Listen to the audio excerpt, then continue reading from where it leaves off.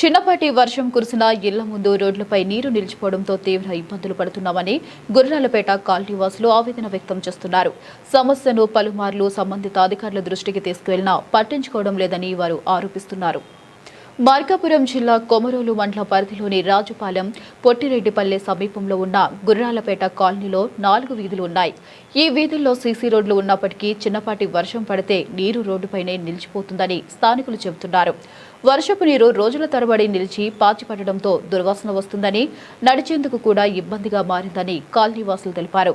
పాచిపట్టిన నీటిలోనే రాకపోకలు సాగించాల్సి వస్తుందని ఆవేదన వ్యక్తం చేశారు. నీరు నిలిచిన ప్రాంతాల్లో ద్విచక్ర వాహనాలు జారిపడి కింద పడడంతో పాటు చిన్నపిల్లలు, వృద్ధులు కూడా ప్రమాదాలకు గురవుతున్నారని తెలిపారు. నిలిచిన నీటితో దోమలు విపరీతంగా పెరిగి దుర్వాసనతో ఇబ్బందులు పడుతున్నామని పేర్కొన్నారు.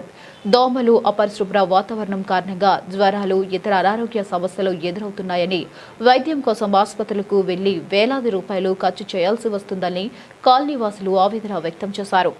వర్షాకాలాన్ని దృష్టిలో ఉంచుకుని అధికారులు వెంటనే స్పందించి రోడ్లపై నీరు నిలవకుండా చర్యలు తీసుకోవాలని, అవసరమైన చోట డ్రైనేజీ సౌకర్యం కల్పించాలని, పారిశుద్ధ్య చర్యలు చేపట్టి బ్లీచింగ్ పౌడర్ చల్లాలని వారు కోరుతున్నారు. గుర్రాలపేట కాలనీలోని 4 వీధుల ప్రజల ఆరోగ్యాన్ని దృష్టిలో ఉంచుకుని అధికారులు తక్షణమే సమస్యను పరిష్కరించాలని కాలనీవాసులకు విజ్ఞప్తి చేశారు.